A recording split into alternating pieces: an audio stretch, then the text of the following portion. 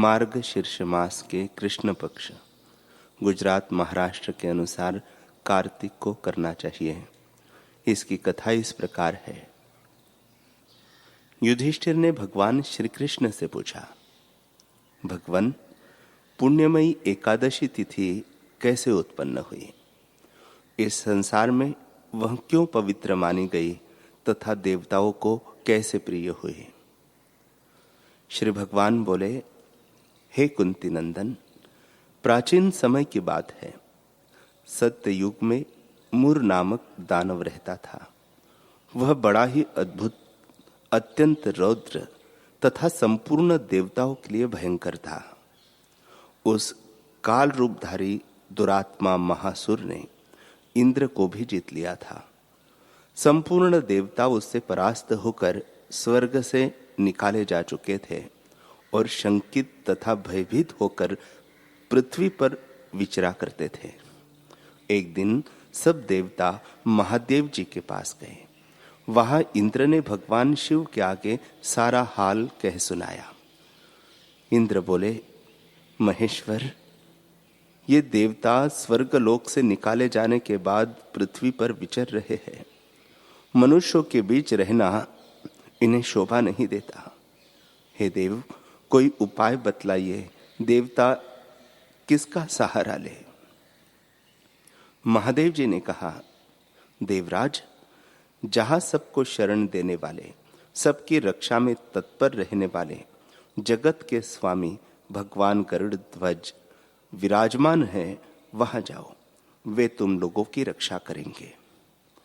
भगवान श्री कृष्ण कहते हैं, युधिष्ठिर, महादेव जी की यह बात सुनकर परम बुद्धिमान देवराज इंद्र संपूर्ण देवताओं के साथ क्षीर सागर में गए, जहां भगवान गदाधर सो रहे थे। इंद्र ने हाथ जोड़कर उनकी स्तुति की। इंद्र बोले, देव देवेश्वर, आपको नमस्कार है।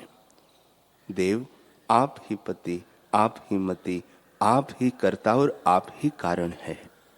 आप ही सब लोगों की माता और आप ही इस जगत के पिता है। देवता और दानव दोनों ही आपकी वंदना करते हैं। पुंडरीकाक्ष, आप दैत्यों के शत्रु हैं। मधुसूदन, हम लोगों की रक्षा कीजिए। प्रभो जगन्नाथ, अत्यंत उग्र स्वभाव वाले महाबली मूर नामक दैत्य ने इस संपूर्ण देवताओं को जीतकर स्वर्ग से बाहर निकाल दिया है। भगवान, देव देवेश्वर, हे शरणागत वत्सल, देवता भयभीत होकर आपकी शरण में आए हैं। दानवों का विनाश करने वाले कमल नयन, भक्त वत्सल, देव देवेश्वर, जनार्दन, हमारी रक्षा कीजिए, रक्षा कीजिए। भगवान, शरण में आए हुए देवताओं की सहायता कीजिए। इंद्र की बात सुनकर भगवान विष्णु बोले, देवराज, वह दानव कैसा है? उसका रूप और बल कैसा है तथा उस दुष्ट के रहने का स्थान कहाँ है?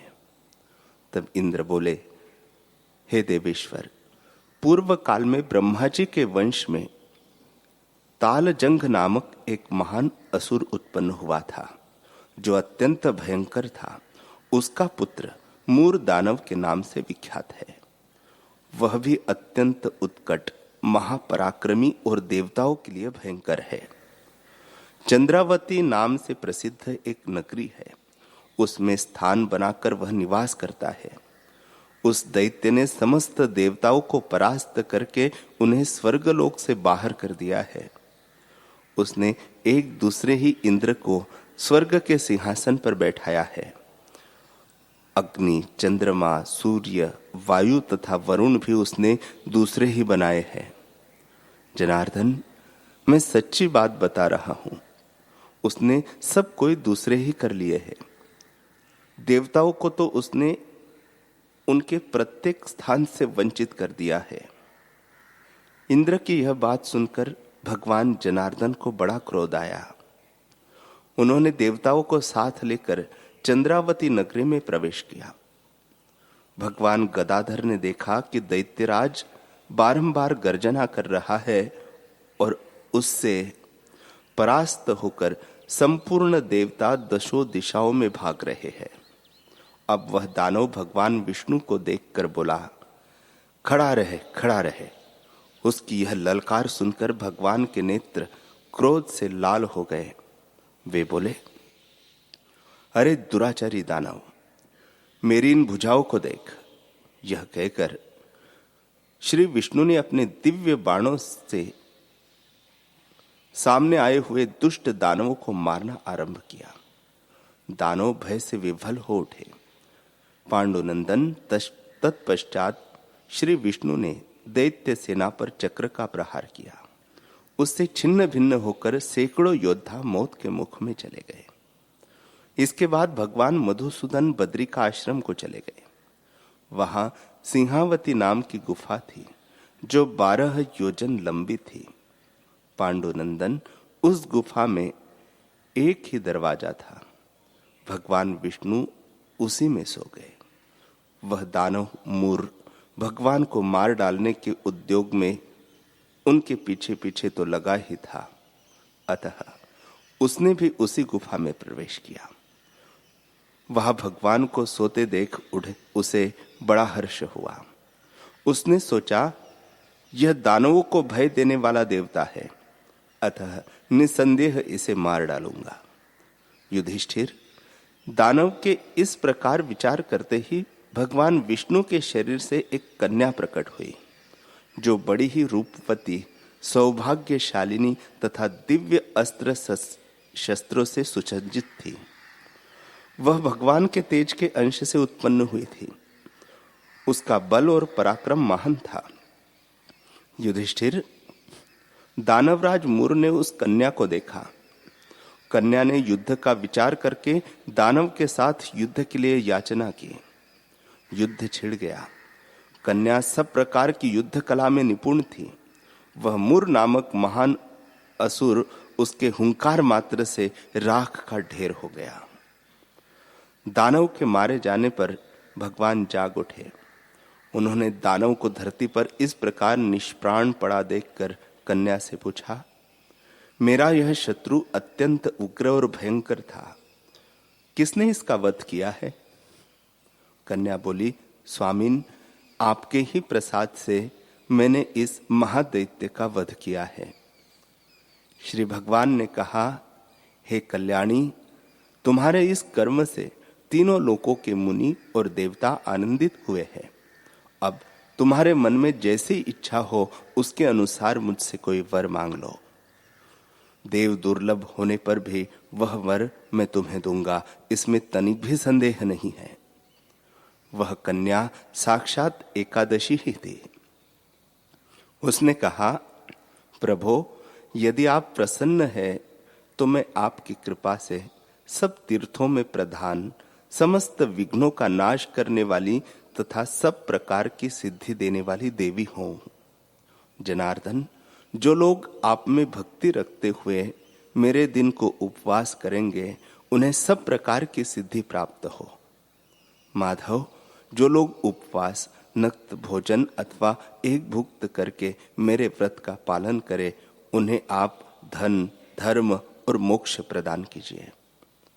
श्री विष्णु बोले, कल्याणी, तुम जो कहती हो वह सब पूर्ण होगा।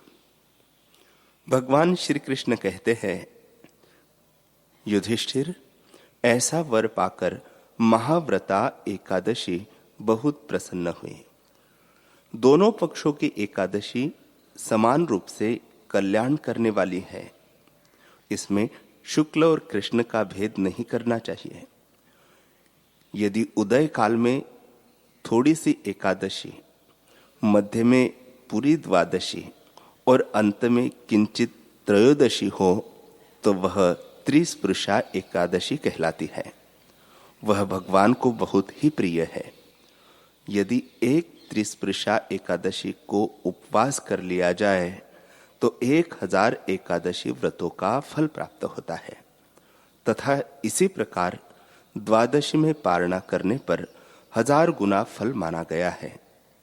अष्टमी, एकादशी, षष्ठी, तृतीया और चतुर्दशी, ये यदि पूर्व तिथि से विद्ध हो तो उनमें व्रत नहीं करना चाहिए।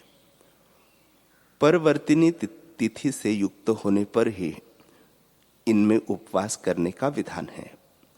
पहले दिन में और रात में भी एकादशी हो तथा दूसरे दिन केवल प्रातः काल एक दंड एकादशी रहे तो पहली तिथि का परित्याग करके दूसरे दिन की द्वादशी युक्त एकादशी को ही उपवास करना चाहिए। यह विधि मैंने दोनों पक्षों की एकादशी के लिए बताई है। जो मनुष्य एकादशी को उपवास करता है वह वैकुंठ धाम में जाता है, जहाँ साक्षात भगवान गरुड़ ध्वज विराजमान रहते हैं। जो मानव हर समय एकादशी के महात्म्य का पाठ करता है उसे 1000 गोदान के पुण्य का फल प्राप्त होता है। जो दिन या रात्रि में भक्ति पूर्वक इस महात्म्य का श्रवण करते हैं वे निसंदेह ब्रह्म हत्या आदि पापों से मुक्त हो जाते हैं। एकादशी के समान पाप नाशक व्रत दूसरा कोई नहीं है।